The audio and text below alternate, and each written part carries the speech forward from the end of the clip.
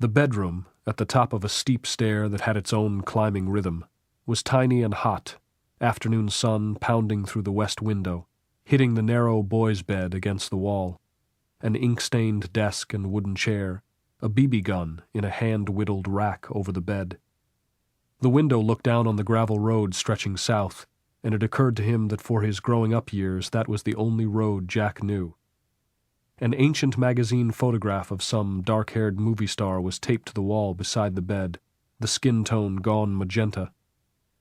He could hear Jack's mother downstairs running water, filling the kettle and setting it back on the stove, asking the old man a muffled question.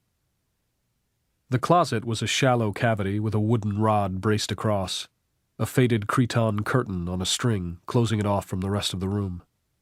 In the closet hung 2 pairs of jeans, crease-ironed and folded neatly over wire hangers. On the floor, a pair of worn packer boots he thought he remembered. At the north end of the closet, a tiny jog in the wall made a slight hiding place, and here, stiff with long suspension from a nail, hung a shirt. He lifted it off the nail. Jack's old shirt from Brokeback days. The dried blood on the sleeve was his own blood, a gushing nosebleed on the last afternoon on the mountain, when Jack, in their contortionistic grappling and wrestling, had slammed Ennis's nose hard with his knee.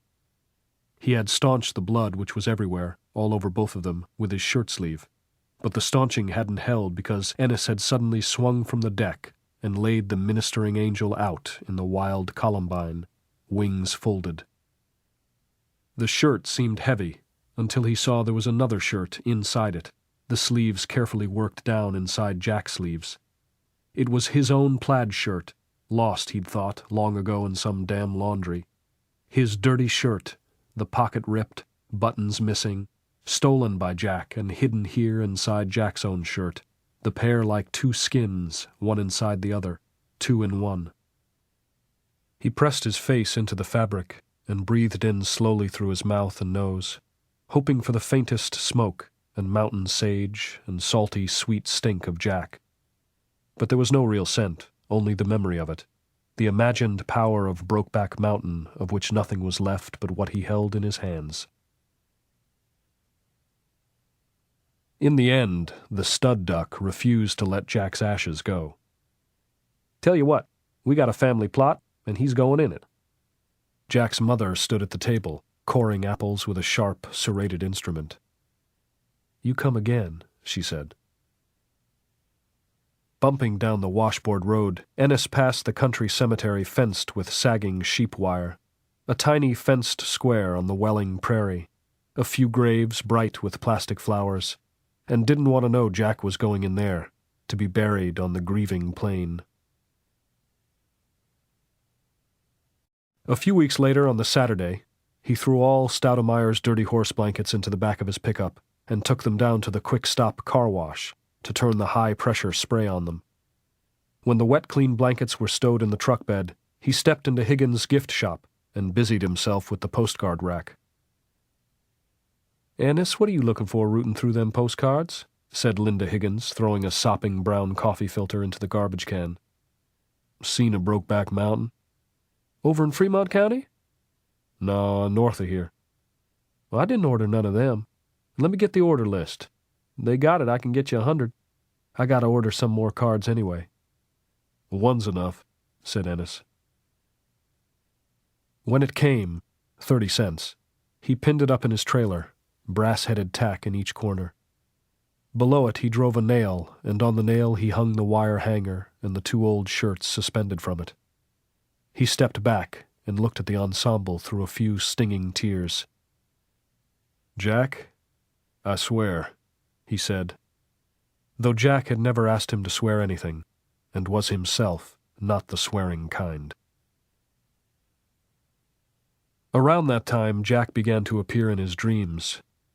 Jack as he had first seen him, curly-headed and smiling and buck-toothed, talking about getting up off his pockets and into the control zone.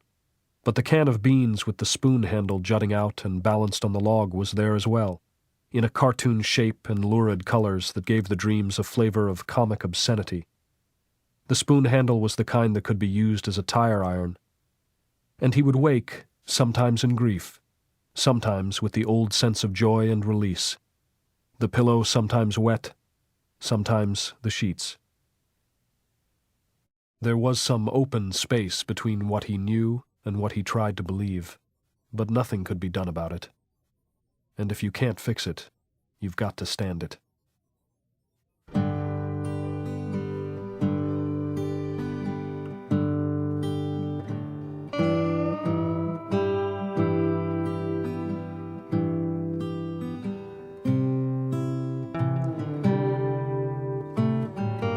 Brokeback Mountain was written by Annie Proulx and read by Campbell Scott.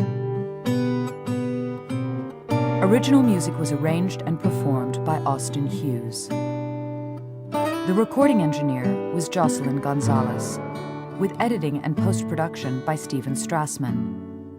The mix engineer was Terry Hogan. The associate producer was Florence Barreau Adams.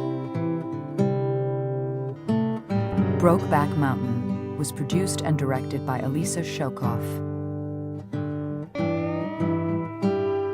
This has been a presentation of Simon & Schuster Audio.